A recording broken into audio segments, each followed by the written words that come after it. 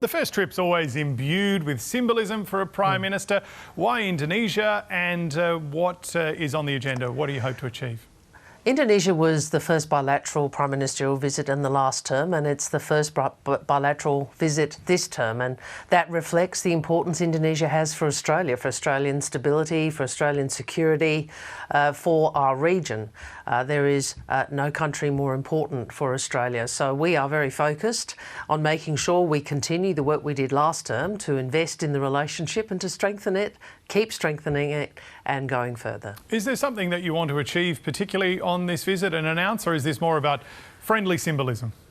Well, we'll continue to work on the issues we've been talking about, our partnership on the economy, our partnership on trade, our partnership on investment, and of course our defence relationship as well. Because as you might recall, we had in the last term the first ever defence agreement with Indonesia that Richard Marles signed. I think it was in August of last year.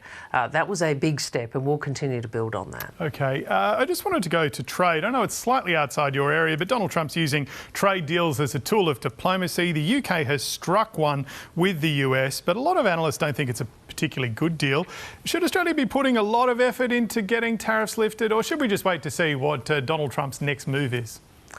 Well, first, we will do what we think is the right thing to do in terms of Australia's national interest. How do we advance Australia's interests? How do we protect Australian interests in the context not only of the trade relationship but more generally? The second point is actually, you phrase the question in a really important way, which is trade as a tool of diplomacy. I think that is clear, self-evidently, including from what President Trump says. He envisages a very different role for America in the world, and his administration does as well. What we can do as Australia is to make the sensible decisions in our interests, and importantly to continue to develop our trading relationships with other countries as we did in the last term. I think you saw that.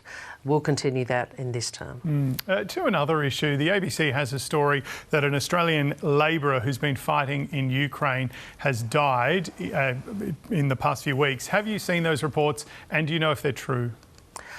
I'm always constrained in terms of these matters as a result of privacy, but I will just simply say, that this is a very dangerous place to be, and we are assisting, providing consular assistance to a family in relation to this matter. Okay.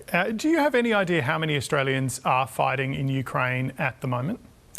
I don't have numbers on that, but I would say to people, I would strongly discourage that. We have a do not travel arrangement with Ukraine. It's not, I understand people feel strongly about this conflict, but this is not something the government would be supporting. That is Australians joining fighting in Ukraine. In Canberra yesterday, there were a lot of smiling faces. Ed Husic wasn't among them. Did you have a falling out with him over some of his comments that he made outside of Cabinet?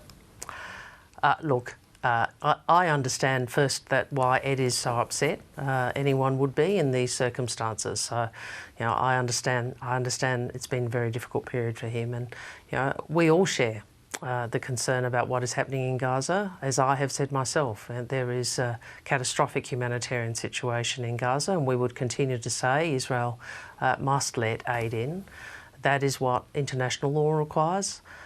We know how difficult it has been for the people of Gaza these last weeks and months, and we continue to join with others to call on Israel to ensure that aid is delivered.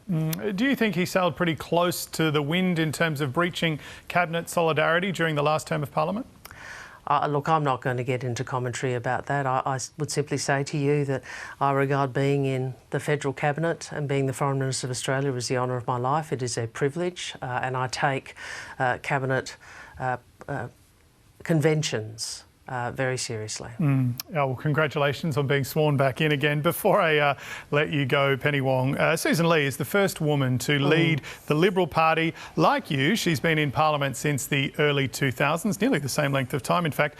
Do you have much of a relationship, and do you have any advice for her?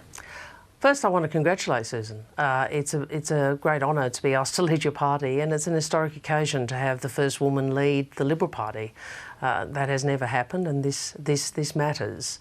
Obviously, we're in different houses, and we haven't had portfolios where we engage with each other much. I saw her on the election campaign in Adelaide, and went over and shook her hand and said hello. I didn't know at that point she was likely to be the next leader of the Liberal Party.